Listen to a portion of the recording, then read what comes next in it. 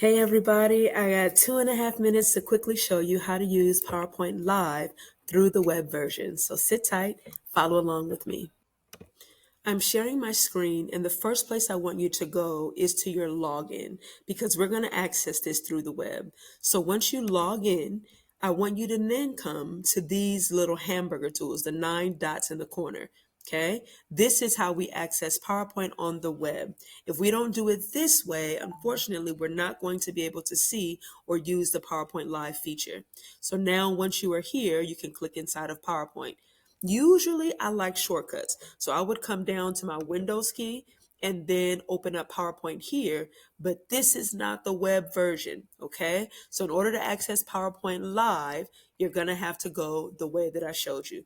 Log into your email. Once you're there, access the hamburger tool that is right above all apps. It'll show you all of our Office 365 apps, and then click on PowerPoint. Okay, so now that I'm there, I actually already had one open, but it'll look a little bit different for you. Okay. Once you have something already saved and you want to go ahead and create something, you open up that PowerPoint. So this is mine. Now that I'm here, I'm going to scroll all the way over to the slideshow tab. Okay. Now, inside this slideshow tab, I tried to zoom in a little bit there, but it's not going to zoom in the features.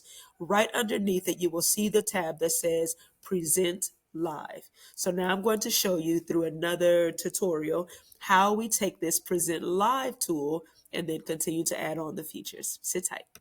This is photo number 1. As soon as you click on the Present Live button, it will give you a QR code that your audience will be able to scan. They can use their phone, a tablet, any kind of device, and then it will ask them certain prompts like which language they want the presentation to be in on their device.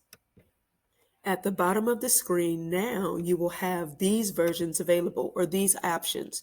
You can actually probably come to the third one that says show welcome screen again for your latecomers or for those you would like to allow to see the code again to join. That tool from the second to right is going to be your helpful hint. And then finally, at the end of it all, your audience has the options to leave reactions and surveys.